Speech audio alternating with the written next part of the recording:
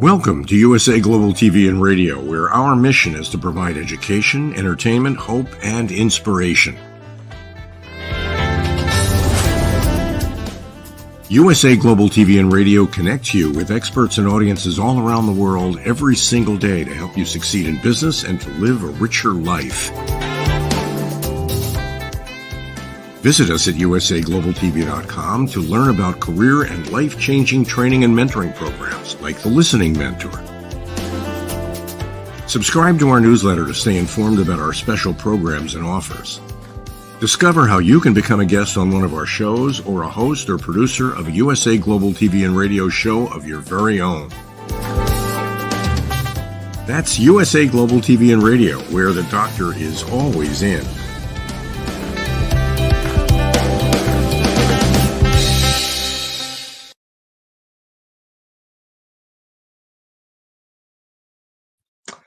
Well, good morning, good afternoon, or good evening, depending on where you are in the world. Welcome to USA Global TV and Radio, and this is You as a Whole, Your Body, Mind, and Soul. And I'm Justin MIRIGLIANI. It's good to be with you this week. Hope you're tuning in wherever you are, and if not, you can check us on the replay on YouTube. We'll be replaying. We've talked a lot in the first couple of shows about the body. Last week especially, we got into weightlifting, we got into nutrition a little bit, we got into things like that. We've talked about the mind, we've talked about forgiveness, we've talked about things like that. And I hope that people call in or not call in, but type in and get involved in this show, because this is one that really means a lot to me. I would not call myself a religious person. I would call myself a spiritual person. And there are going to be some people who won't even watch this show because of the topic, and they're going to roll their eyes and say, this is just, hocus pocus stuff, and it's crazy. And there are other people who are going to not be sure and kind of be on the fence. And I hope they join us to see what we're going to talk about. And then there are going to be people who truly believe, like I do, that there are miracles, there are signs from God, and there are signs from departed loved ones. And I'll just give you a few of mine that I've gone through in my life. So death has always been a bugaboo for me. So when I was a little kid, I was always scared of death. It was something that was just eerie about it. I was afraid that I would lose family members. I was afraid that I would die myself. I was afraid of people who died coming back as spirits. It was a really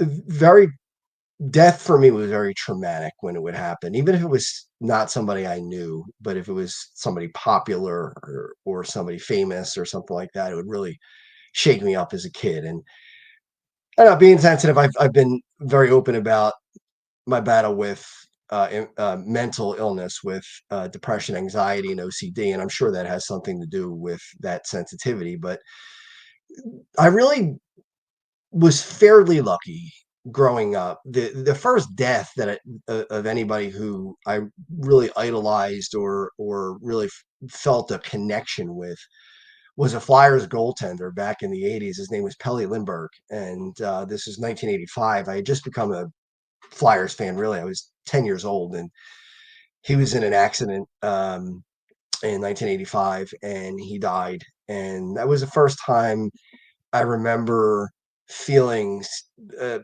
loss from death, even though I didn't know him personally. Over the years, I've gotten to know a lot of his teammates, a lot of his friends, and through them, I feel like I've gotten to know him a little bit, or as much as possible. Being now almost 49 years old, he never even made it that far. He died at 26. But I remember that was one of the ones that was the first one. I remember it was the first time I ever heard the term brain dead. I never heard that before. And when you have, when you're 10 years old and you hear those things, it kind of freaks you out a little bit. But again, that wasn't in my family, and I was able to recover from that fairly quickly. Although, I still think about it from time to time. And I've written a screenplay about Pelle, and I'm working on a documentary about the Flyers from that time, and he's a big part of that as well. So certainly, it's a part of my life still, even to this day. And it was 1985. But the first death that I really could recall in my family was my mother's uncle, Uncle Frank. And he passed away 33 years ago. This past Saturday was October 26th. I remember dates like that. They really stick in my head. And we didn't find out until the next day that he had passed away.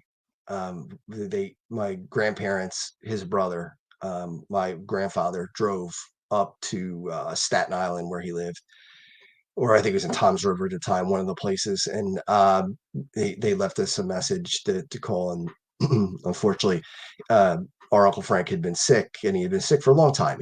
Well, not a tremendously long time. He got sick in around 1990, at the end of 1990, with a rare cancer, and then died October 26th of 91. So he was sick for less than a year before he died. And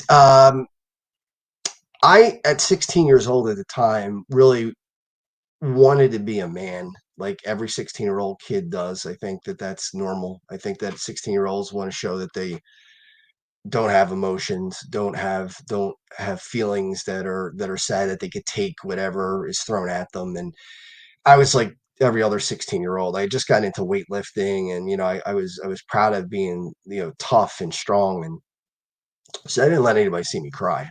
If I had to cry, I would go downstairs in the basement, or I'd go to my room and I would just cry there, and that was it. And all week I remember being well, I remember the funeral. I remember going to the funeral, and that was the first time I ever saw somebody in a casket. And yeah, that was a little strange. But I remember saying goodbye. And the week after that, well, I should say that that was probably a Tuesday or a Wednesday.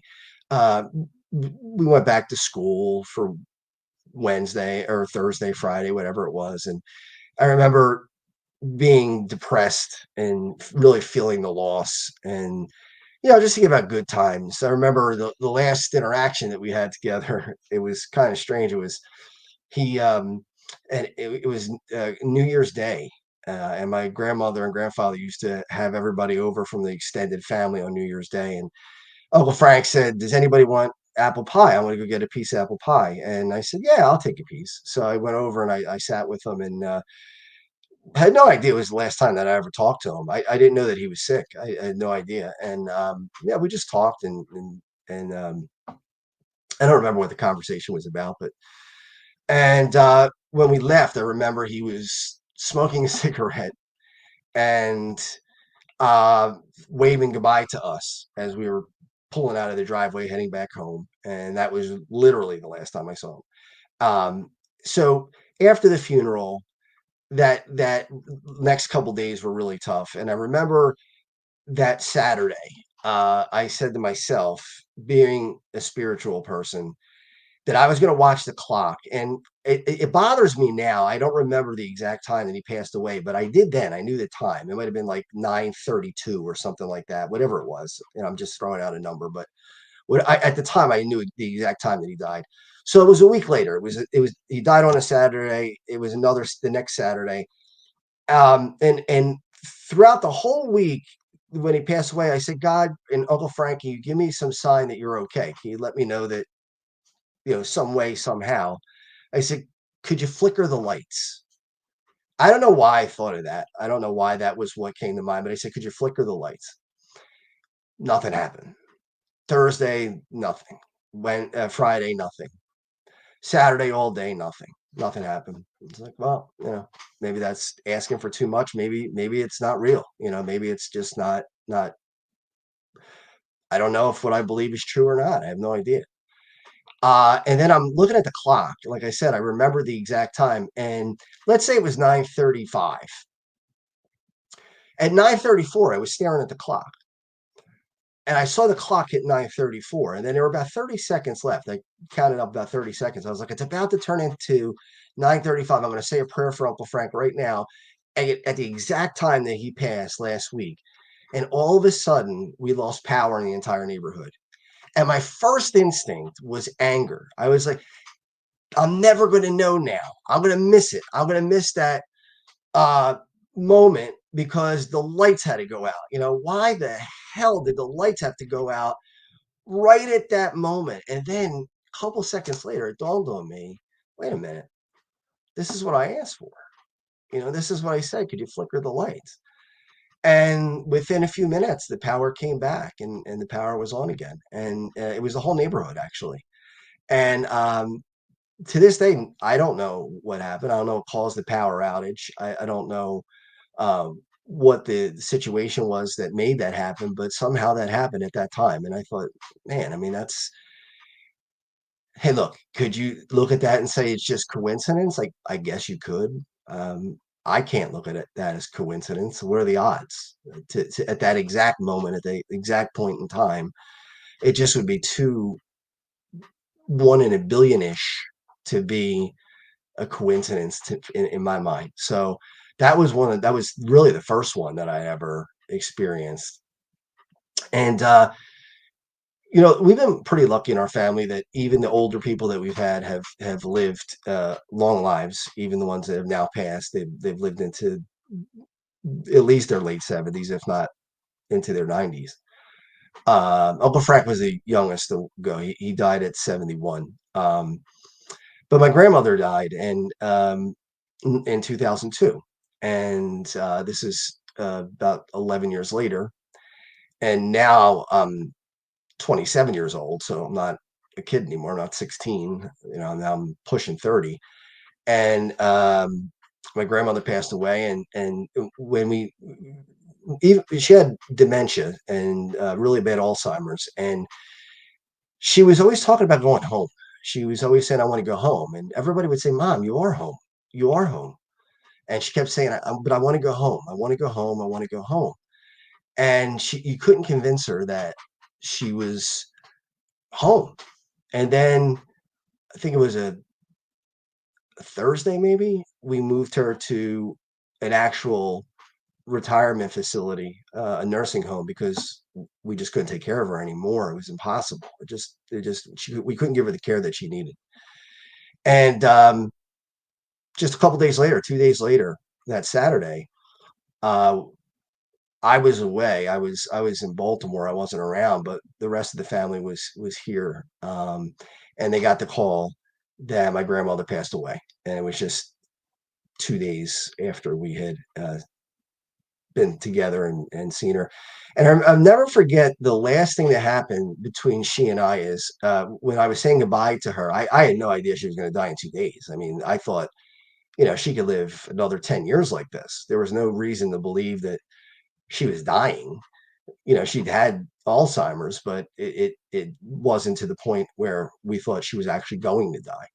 And as I'm leaving the room, I remember she looked up at me and she seemed to have a lucid moment and she winked at me.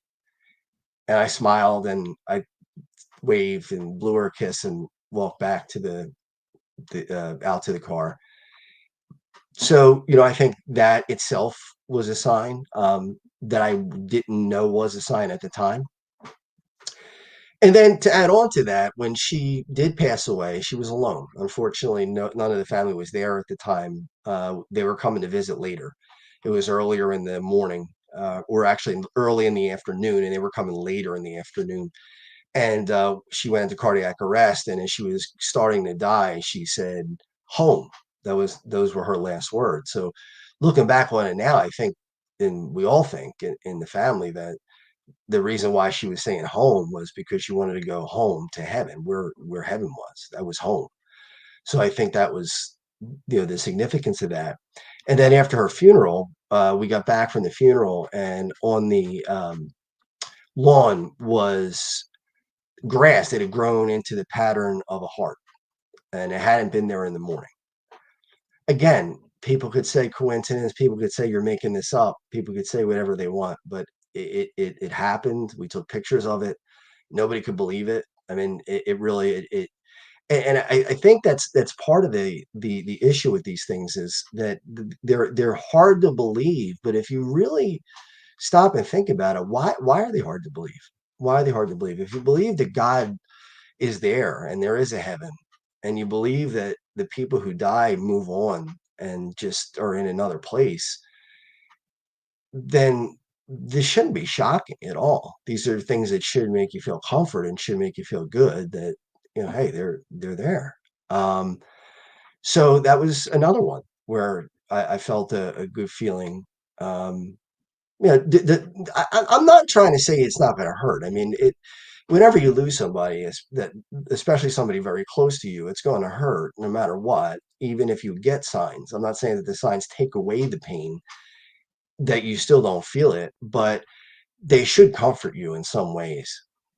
Um, Turning to my grandfather, my maternal grandfather. Um, he was fine up until his 90s, and then all of a sudden, just out of nowhere, seemed to have a brain tumor. Just came out of nowhere. It was brain cancer, and it was not long. He got sick, and it was pretty fast. It was a rapidly growing cancer, and at 93, he didn't want to be treated anyway. He said, "It doesn't matter. We're not going to treat this." And he just let himself pretty much finish it out and just go, take pain medication and things like that, but not try to fight the cancer, which made sense. I mean, at 93 years old, it's too much of a battle. Surgery was just not an option at that age, um, and again, I went to he was in Texas with my aunt and uncle. They had been taking care of him for months, years actually, and we went to the funeral, and or not the funeral. I'm sorry, the private viewing that we had. We had a funeral back here months later, but we went to a private viewing. But it was sad. I mean, to be over in Texas, he was living in El Paso, and I didn't see him that much. I remember the last conversation I had with him was on Halloween. Um, it was the World Series was on. I was watching the game, and we're talking to each other on the phone like we did maybe every 2 weeks or so. And this is months before he died. And I remember he was all over the place. I was talking about the game, and sometimes he was talking about the game, and then he was going off on different tangents, and he was saying, "I'm confused," and he handed the phone over to my aunt. And as I listened to him get all discombobulated and all shaken up, I whispered to myself, "It's over." I just instinctively, in my heart, knew that there was something radically wrong and that it was over. And it turned out to be right, but months later. But we went to the viewing, and I kept asking him I was there for a week in Texas, and I kept asking, "Can you throw me a miracle? Can you throw me a sign? Can you give me anything?" Just anything. I said, I don't care what it is. He had been a war hero. He's in a famous picture at the Elbe River shaking hands with the Russians during World War II. So he was a tough New York street kid. He was really, he could take a lot. He was a real strong guy. I always looked up to him and always thought, if I could be half the guy he is, that's pretty darn good. But there was no miracle all week. There was no sign. There was no anything. So I just chalked it up to, well, you can't get it every time you want it, and forgot about it. And we packed up our bags. We got in the car, and my uncle's driving us to the airport. He starts to back out of the driveway, and all of a sudden, the car locks. On the car doors, the locks were going up and down at a rapid pace. It was like boom, boom, boom, boom, boom, boom, boom, boom, boom, up and down, up and down, up and down, really hard, loud, and over and over and over again. And my uncle didn't know what to do. He's like, "What is going on with this car? What's going on?"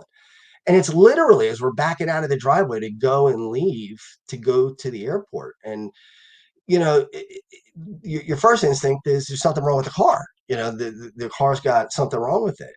And then we all looked at each other like, and my uncle's not very spiritual. I'm not sure if he's an atheist or agnostic, but he's not super into spirituality. But even he was taken aback by that, and he wondered. He said, is it that? Is it a sign? And we all thought it was.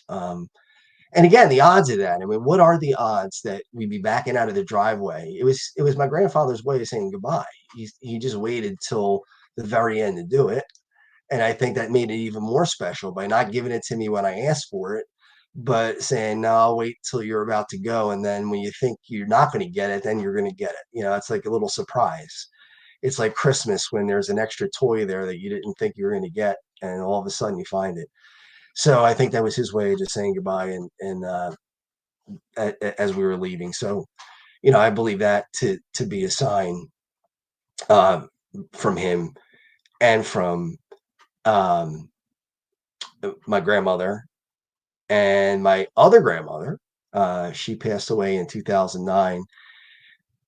She had been sick. And again, it's so strange in my life how these things happen. I don't know how these things happen, but the night before she had a stroke, she had a major stroke. The night before she had the stroke was a Friday night. She had the stroke somewhere on Friday night, no, I'm sorry, she probably had the stroke on Saturday. So Friday night, it was around her birthday, and our daughter had just been born. Well, she was 1.5 or 2, little baby, and we took Alex, our daughter, over to see her, and we took my grandmother out to get pizza. And um, what are you going to get a lady who is 87 years old that's of any value that she could do anything with, right? So just spend time with her. So we took her to a pizza place, a really good pizza place in Philadelphia, and we got French fries, and she loved the French fries, and we got pizza, and we drove to get water ice, and she loved lemon. I remember that was her favorite flavor. And then we drove back to her house so she could play with the baby on the floor. She couldn't get on the floor, but she could let the baby play on the floor and reach down and play with the little toys and stuff. And I remember she was spilling her water ice. I said, "Dang, you're spilling your water ice." And she said, "Yeah." I said, "It's getting all melted." She goes, "Well, that's the best part." And we had a really, really good time, and it was neat to be able to be with her. Driving home with her to her house from the pizza place, she saw a couple, an older couple, walking down a main street in Philadelphia, Broad Street, and they were holding hands walking. They must have been in their 80s, maybe even older. I mean, they were really, really old. And she turned to me and said, "I wonder if that would have been us." And us is my grandfather, who died at 37 years old. She lost her husband. His name was Vincenzo, but everybody called him. I never met him, but they called him Chenzi. And Chenzi died at 37 years old. She lost him, and when she saw this couple, she turned to me and said, "I wonder if that would have been us." And I don't know. I don't know why she said it. I don't know why at that particular time, but we had a good day.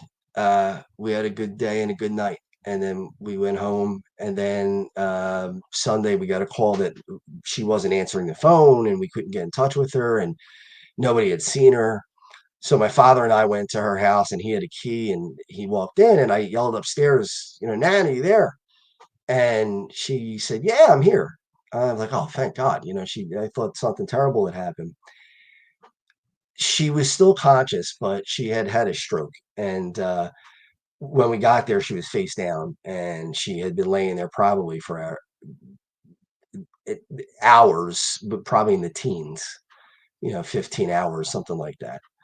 And she never really regained any. She had some faculties left afterwards, but she never walked again. She had slurred speech. She could only lay down. She couldn't really sit up. She really, I mean, she could eat, and she could hold a little bit of a conversation, but not much. But that was only for a few more months, and then she deteriorated. And finally, I was at home, and my father called me and said, "She's about to slip away. Can you come over to my aunt's house to you know be with her because we were spending a lot of time waiting for her to die. And I got there and he met me outside, my father, and he said, she passed. He didn't want me to come in the house and find out that way. So we walked to the house and we held her and talked to her and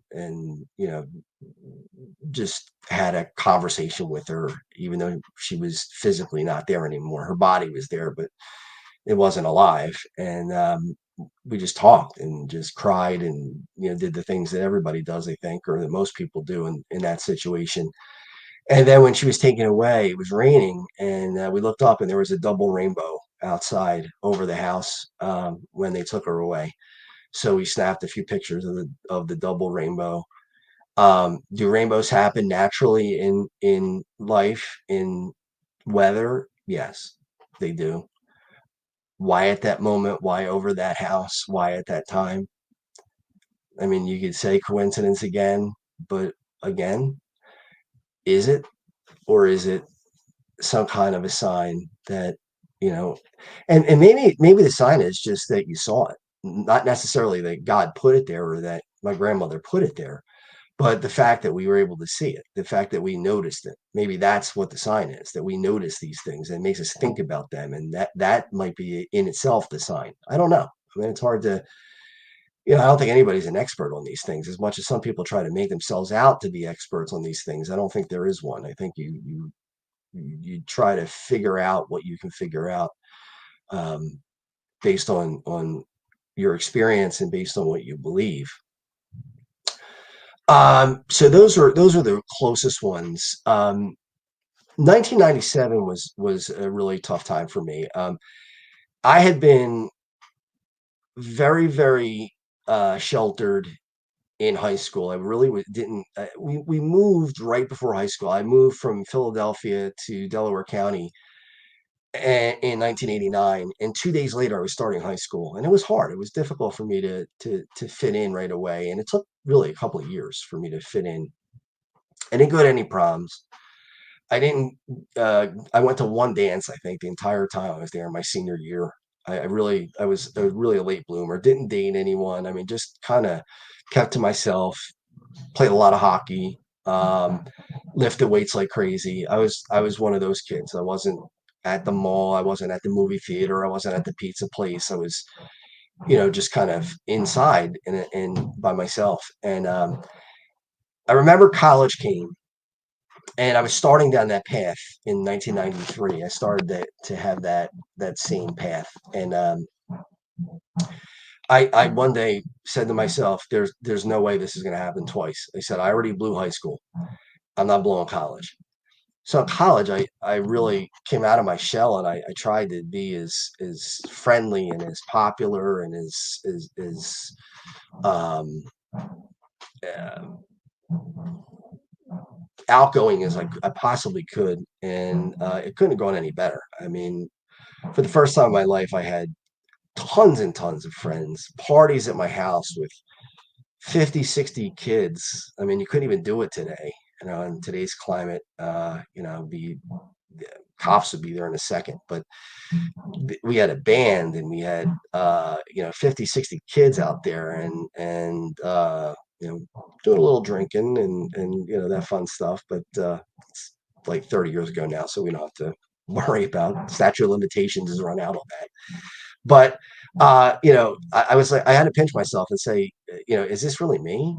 I went from this kid that didn't have any girlfriends and didn't have any friends and didn't go to dances to all of a sudden going to all the dances and having my own parties and having girlfriends and girls that were interested in me. And yeah, that was a big deal. That's life changing. I mean, to be voted, and I'm not saying this to brag or but you go from somebody who would probably be looked at as an outsider or as somebody who's not popular or somebody who's not, one of the in crowd in high school, and then all of a sudden, in senior year to get voted most popular, most friendly, and best body because I had been lifting in for all that time.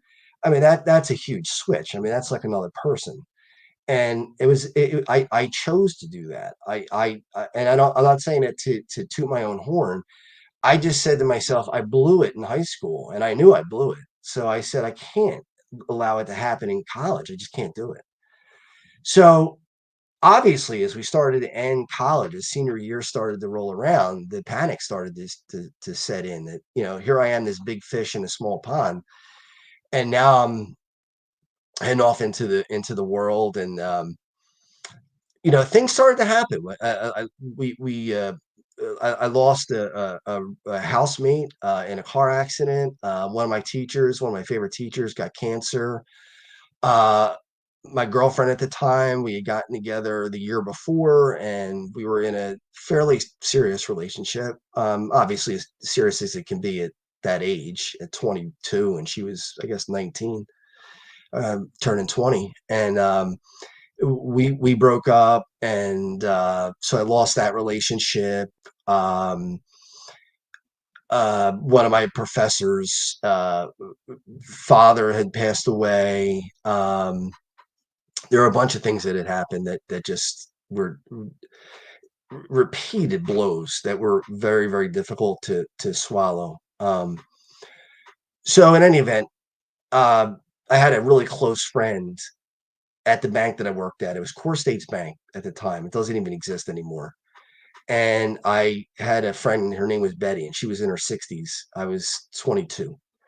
And every time I would come to the bank, she'd say, "Is that my Justin?" And she'd come running to the door, and she was Italian. I was Italian. She liked the fact that I was Italian. And she would give me a big hug and a kiss every time I would come in, and then a big hug and a kiss every time I left. And she was really, we talk a lot and joke around a lot about Italian stuff, and what Italian families do and things like that. And it was really great. I mean, she was like having another grandmother. It was fun. And the week that I broke up with my girlfriend, and it was mutual. We broke up, decided that it wasn't working out, and um, it was hard. I was really struggling with it and depressed, and you could see it. I mean, when I was working at the bank, I was really down. And I remember Betty at the end of the work shift. It was a Saturday, and Betty pulled me aside, and Betty said to me, "Justin, come here a minute." She goes, "What are you doing?" She goes, "I can see that you're depressed. I know what's going on, and I'm sure it's because you broke up with your girlfriend." And I said, "Yeah, Betty, that's the reason why." And she said, "Listen," she goes, at your age, she just might not have been the girl for you. So don't be sad." And she used the word blue, which most people don't use that term anymore. It's an older term, right? Like somebody's sad and blue. But she said, "Don't be sad and don't be blue. She just might not have been the girl for you." And it almost rhymed. It did rhyme. It's kind of. And I said, "Yeah." I said, "I don't know." I said, "Thanks." I said, I appreciate you, checking in on me." And I had friends who had bought tickets to a Flyers game that day in Washington. I had never gone to a Flyers game away. And I turned him down. I said, "Nah." I said, "I'm not going to go. I'm just going to stay home and wallow." And my father, got on me, and he said, "No, you're going to the game." He said, "Get dressed, go to the game." He said, "You're crazy." He said, "You gotta do it." And I told him what Betty said. I said, "Dad," I said, "This is what Betty said to me." She said, "Don't be sad, don't be blue. She just might not be the girl for you." And my father said, "Justin, that's a really good friend. That's somebody who will tell you the truth when it might not be something that you want to hear." I said, "Dad, you're right."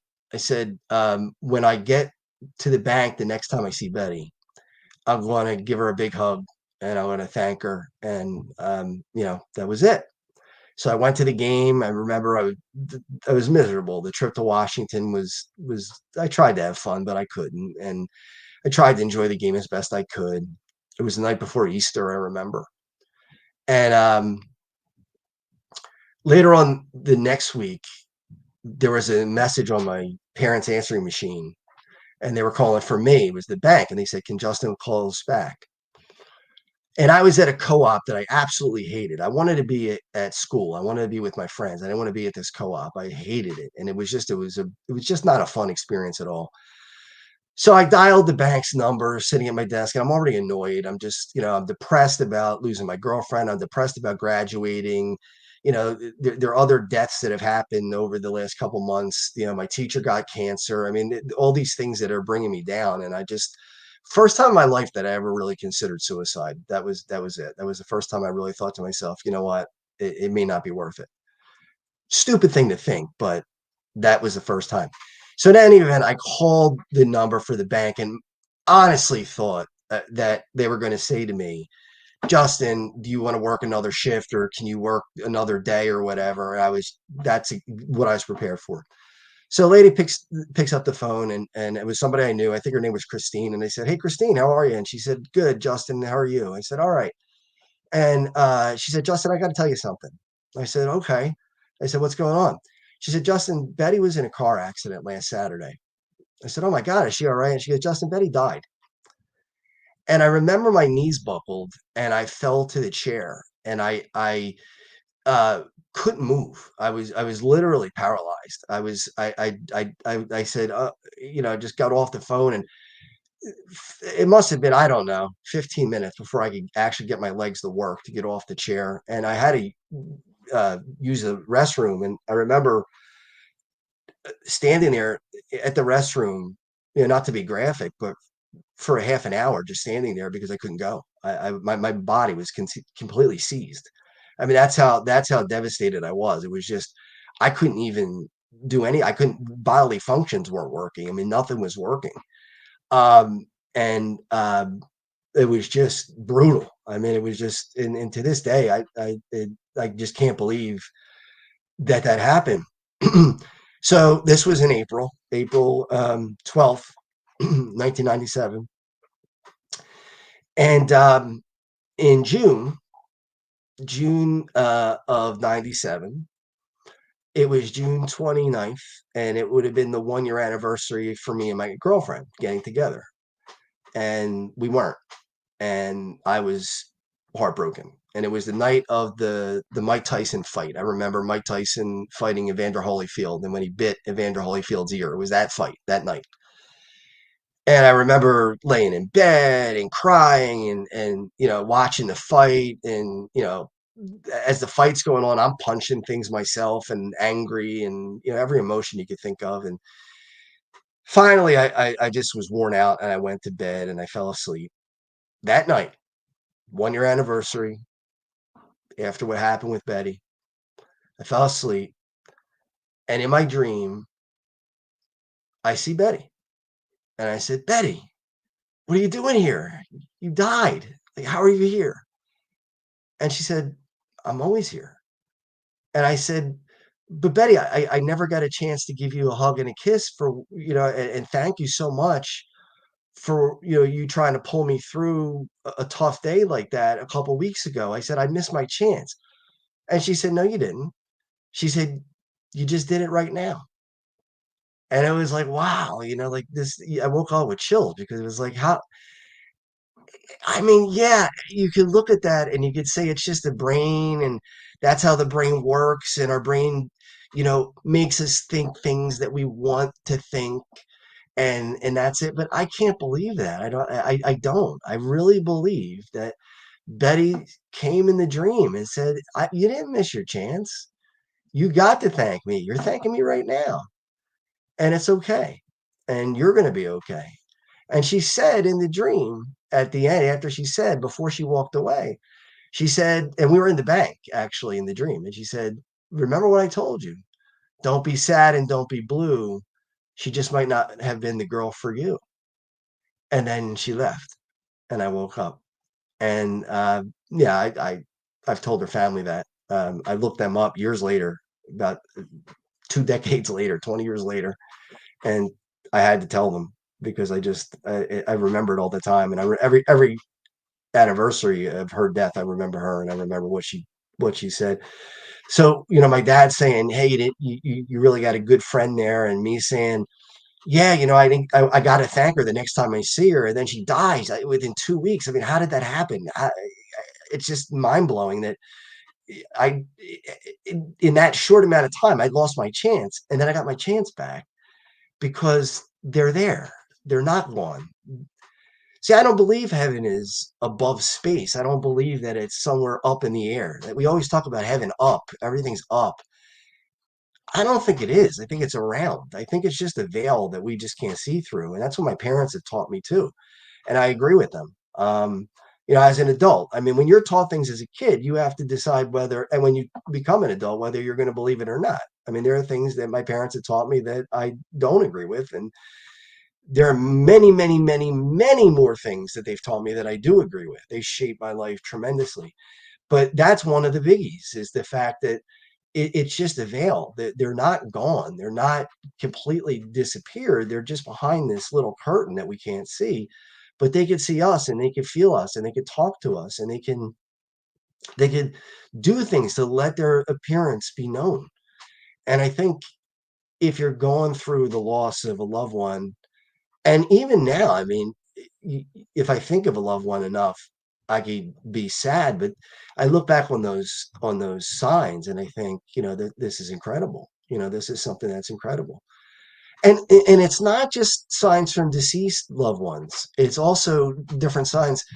Um, I am not a believer in, if you pray hard enough, it'll come true. I don't believe God is a wizard or a genie or a magic man who just jumps in and changes things. Because if he did that, then we'd all be robots. That's all we would be. If he moved us around like chess pieces and everything we did wasn't our choice, then what would be the purpose of life? There wouldn't be. So when I got sick, when I got colitis and I had to have my colon removed, I didn't pray, please take this away from me. I just said, God, please help me get through this. And we went up to see the surgeon in Inglewood Hospital. I researched this guy for years. His name was Michael Harris, Dr. Michael Harris, preeminent colorectal surgeon in the world, studied under Dr. Crone. Got an appointment with him when they heard that I had high-grade dysplasia, which was theoretically cancerous, becoming cancer, very highly cancerous, or very highly precancerous. And I had to make a decision. Did I want to go all the way out to Inglewood, New Jersey and have that surgery with this preeminent surgeon who spent 2 hours with us to talk to us about it? Or did I want to have surgery close to home because it'd be easier for my family? It'd be easier, uh, for me to get around. People wouldn't have to travel so much. The distance was crazy because Inglewood's close to New York. And driving home, two things happened. One, I'm talking to my wife and I said, uh, I don't know what to do here. I said, I love this guy. I said, this guy, he said, call me Mickey. I mean, here's a guy, preeminent surgeon in the world. Call me Mickey instead of Dr. Harris. And I'm like, oh my God, this is what a person he is, just to be like that. And I'm like, I don't know what to do. And I like slammed my hands down and I turned to the side. I looked out the side and the truck next to me said Harris. The trucking company was Harris. 10 minutes later, we get a call from my in-laws and they say, our daughter, our youngest daughter, Rebecca, fell and banged her head, and she's got to go to the pediatrician. They don't know if she needs stitches or not. She hit her head on a table, and we said, "All right, great, not great, but all right, yeah, take her to the pediatrician. Whatever they need to do, you have our consent. They can do whatever they want." And we said, "What doctor is she going to see?" And they said, "Dr. Harris." Now, what were the odds in that span of 10 minutes after visiting with Dr. Harris, the preeminent colorectal surgeon, to see the truck that had Harris on it? And for my daughter, I'm not glad she got hurt, but for her to get hurt and be taken care of by a Dr. Harris, again, I mean, what are the odds of this? I mean, so right then and there, the decision was made. I said, it's over. There's no decision. I said, the decision is made. It was made for me. I see we have a comment, so I'd like to take that, please. Rachel says, I believe 1 year after my mom died, she came to me in a dream on December 26th through the 27th. She said, I just wanted to say Merry Christmas. And when we hugged, and when she hugged me, I felt it when I woke up. Rachel has been a great friend of mine for a very long period of time. I've known Rachel since we were really kids. We were like in our teens, and she's a wonderful person. And Rachel, I want to thank you for writing in and sharing that with us. I believe that. I believe it was your mom. I really do. And I'm glad you had that experience. I'm glad that happened to you, because when it does, it's a special thing. It's something that's beyond belief. So for some people, but I believe, I really do. but these are things that a lot of people look at. The one big one that never didn't happen to me. It's not my story, but some of you might remember Emmett Kelly, the famous sad clown. And Emmett Kelly never, ever, ever, ever had a picture taken of him out of character. So Emmett Kelly always had the sad face. Every picture you see of Emmett Kelly has a sad face, except for one picture. He was at an airport and he got a call from his wife that his daughter was born and he was a father.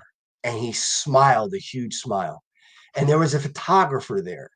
And the photographer said, "Oh my God, I got to get this picture of Emmett Kelly. It'll be the only picture of Emmett Kelly smiling." And he took the picture. It became a famous picture. People, you can look it up. You just look it up on the internet anytime you want. It's a famous picture.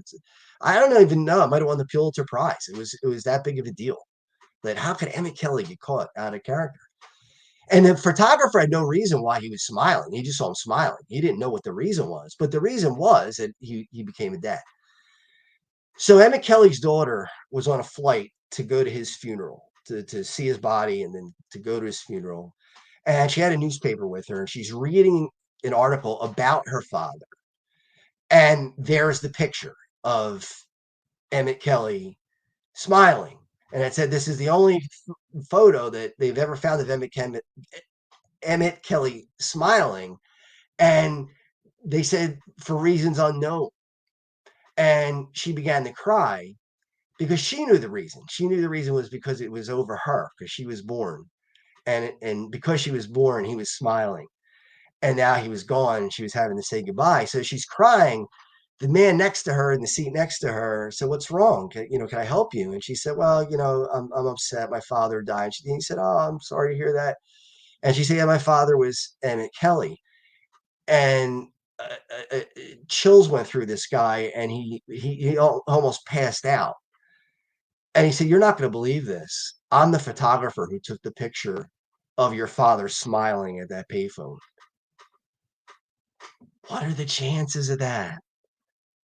I mean, are there any odds of that? I mean, is there any way to measure the odds that that would happen? It's just it's impossible. So when people say it's a magic man or in heaven, or if it's all just coincidences, or it's smoke and mirrors, and it's not if you believe it. It's really not, and it's not that far fetched. It's not that far fetched. If you believe. Now, there are going to be some people who are not going to believe, and there's not much you can do about that. And that's a shame because those people are never going to feel the peace that you feel when you know that these signs are real and you know that these signs are there to comfort you. And I even believe that you could talk to people from your heart to their heart through a distance. When my uncle in 2014 was going through a surgery, we were sitting there all night long and it looked like he was going to die. They said he's probably not going to make it through surgery. And for some reason, I happened to be sitting near the door and they said they needed some help pushing the gurney out. So I went out and I pushed the gurney and I stood there and he's out cold completely. And the doctors are around him. And I literally closed my eyes and I talked to his heart. I mean, that sounds ridiculous. That sounds crazy. But I said, "Uncle Bobby, you're not going to let go. You're going to fight this." I said, "We're fighting with you." I said, "We're all right here." I said, "You got a whole warrior team on your side." I said, "We're fighting right now." I said, "You can hear me. Your heart can hear me. Pump, keep fighting, keep pumping." And I said, "I know you can hear me." And I believed it at the time. And I still believe it today. And he pulled through. He passed away later, but he pulled through that surgery. But I've thought about friends. They may not have even known it, that I've made a connection with them heart to heart. They may have no idea. Maybe they felt something and didn't know what they felt.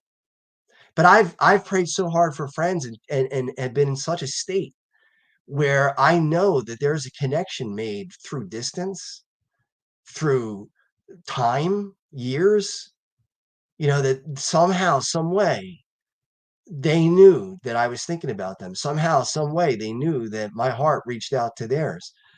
And they might not recognize it. They may never recognize it. But I believe those things happen. And I think it's important to recognize the signs that we're getting.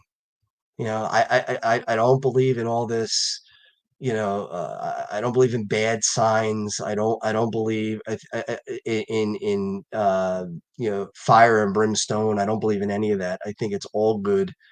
I don't believe in a hell or a Satan, and I don't believe any of that. I believe that God made everything good.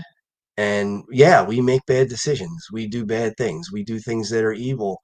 But at the end of the day, God doesn't lose any of us, not a single one of us, none.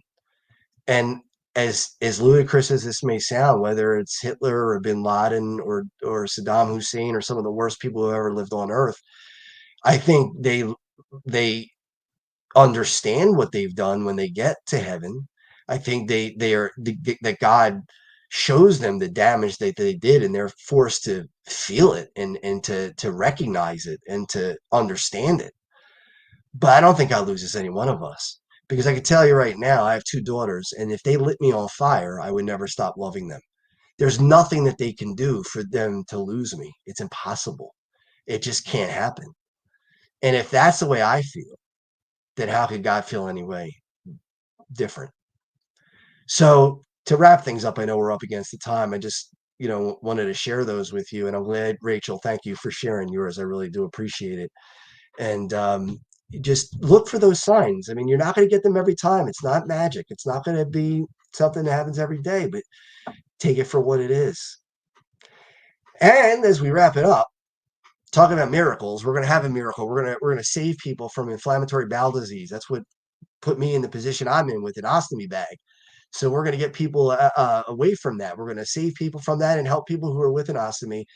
August 23rd of next year, 2025, which will pretty soon be this year, we're going to have an NHL celebrity game.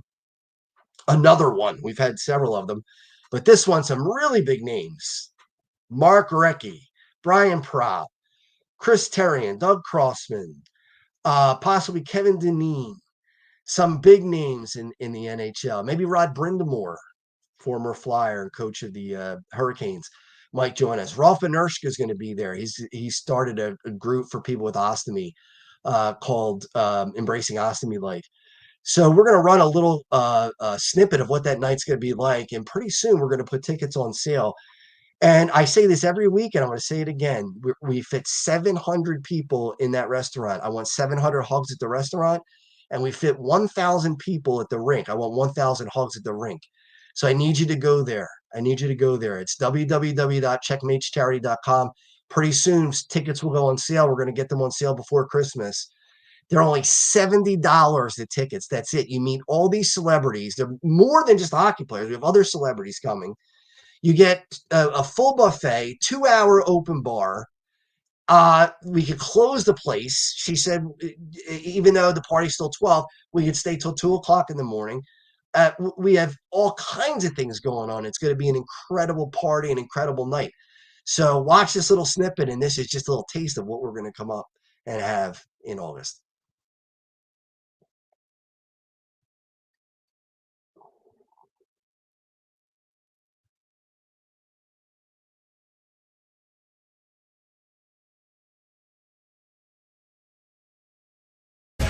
I just want to tell you how thankful I am that you came out tonight and helped us out on a very special evening.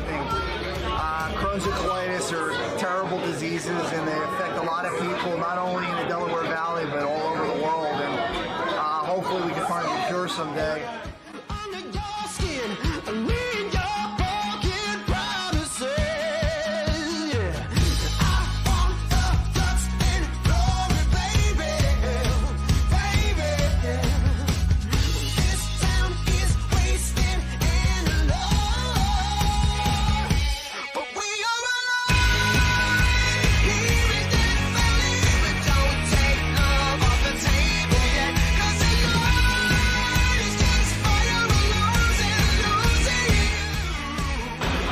Nolan here with you at the Checkmates versus the Flyers alumni.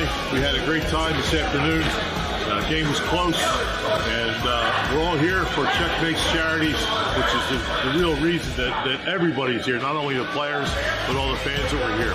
It was a great day, and we're really happy to be here.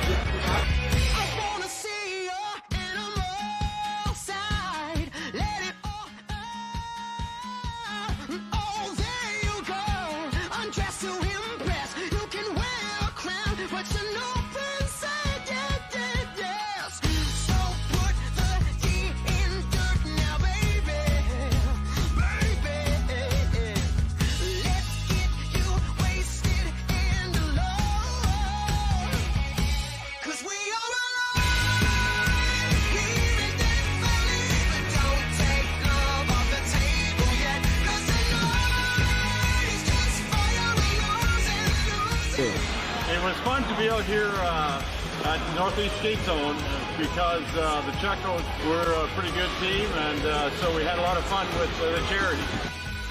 And it was good because they took it easy on us old guys. So no, we had a good time. So anytime you can do something for charity, and know a couple guys on the other team, and just to be on the rink, we all go have fun. Good times go. I'm either gone in an instant or here to the bitter end. I never know what I got. I want to thank my family for all that they did to help me get through this, and there's a lot of planning that get done. It has to get done. I want to thank Nick's Roast Beef and Common Avenue for all they've done. Dr. Prieto for saving my life and finding the disease and treating me for so long. And the Flyers organization for all they do to help us raise money every year. So thank you, everybody. I appreciate it. I'll see you when I fall asleep. Baby, I'm ready to go.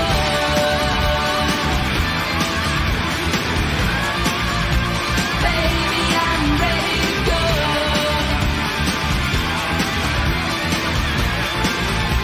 Baby, I'm ready to go.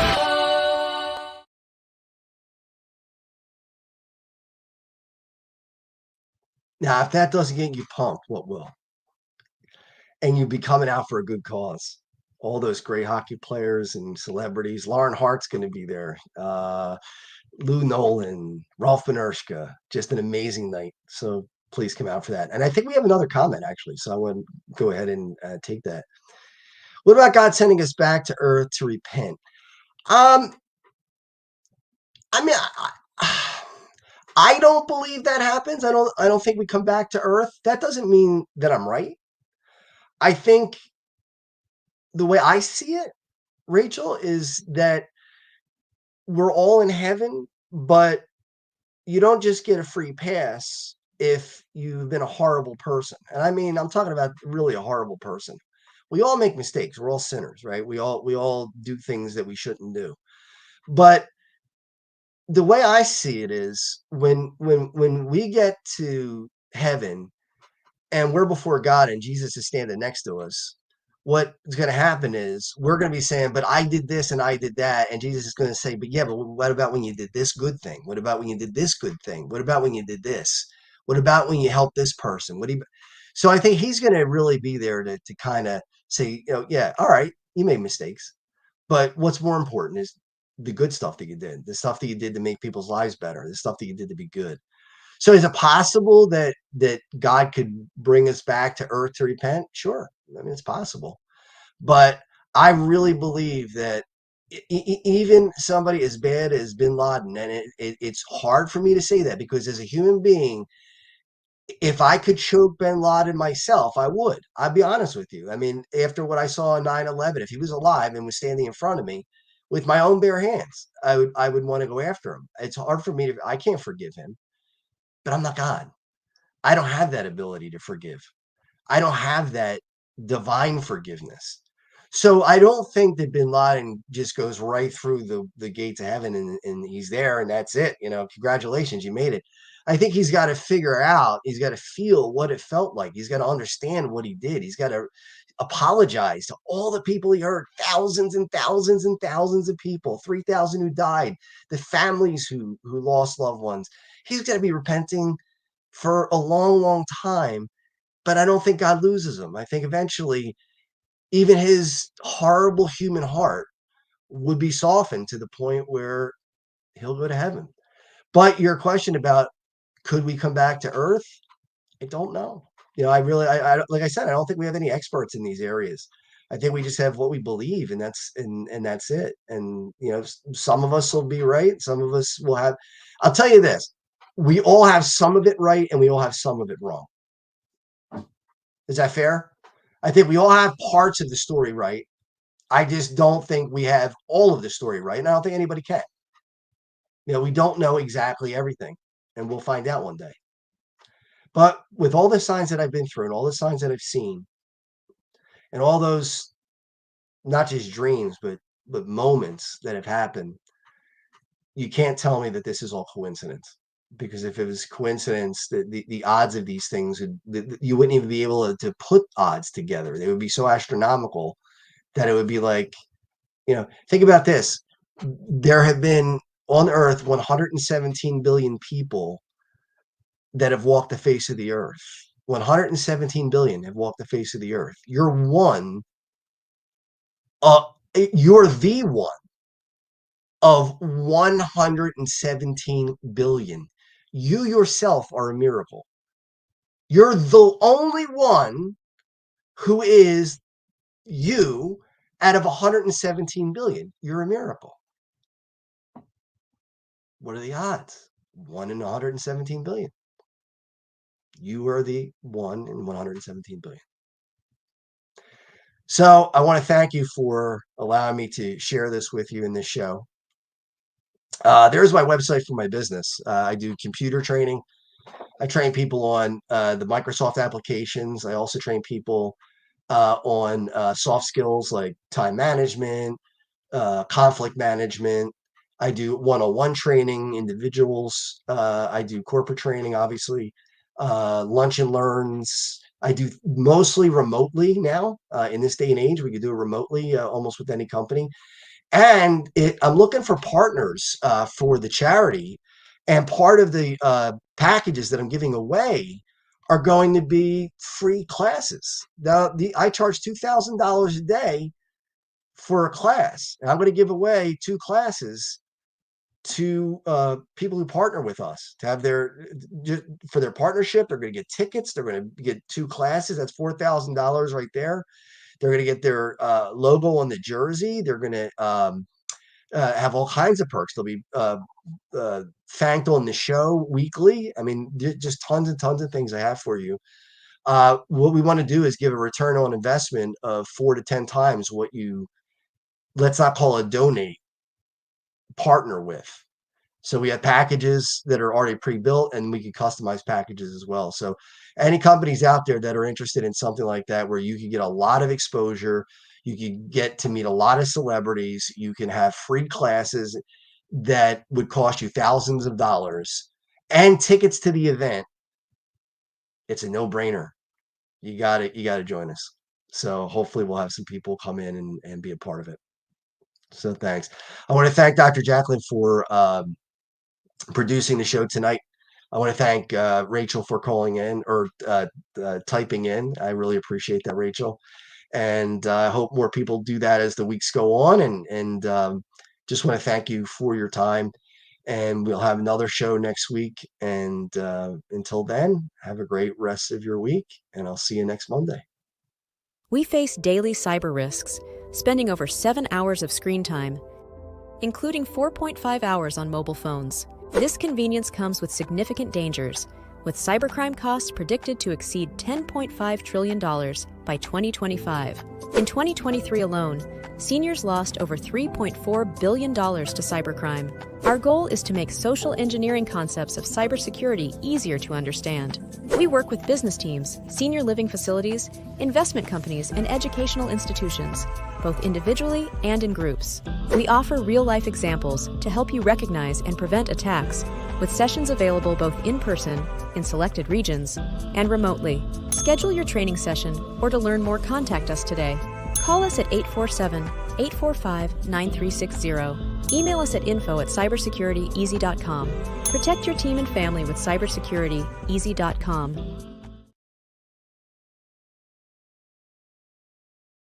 My name is Dr. Felix Kravitz, and I am the founder of cybersecurityeasy.com, LLC. We live in a world full of vulnerabilities and cyber risks. We spend almost 4.5 hours a day on our mobile phones. It's over 7 hours of screen time daily when including computer use. We often forget that this convenience comes with risks. Published data predicts that the cost of cybercrime will exceed $10.5 trillion in 2025. These numbers encompass not only businesses, but also each one of us, including our children and our parents. In 2023, the FBI reported over $3.4 billion lost by seniors aged 60 and older. Cybersecurityeasy.com LLC's initiative is to massively support the community by providing cyber safety coaching and improving social engineering awareness. Our goal is to make social engineering concepts of cybersecurity easier to understand. We work with business teams, seniors, and educational institutions, both individually and in groups. We cover various topics from phone phishing attacks to AI-generated voice cloning, robocalls, password protection, and more using life examples. Talk to us today. Call us at 847-845-9360 or email us at info@cybersecurityeasy.com.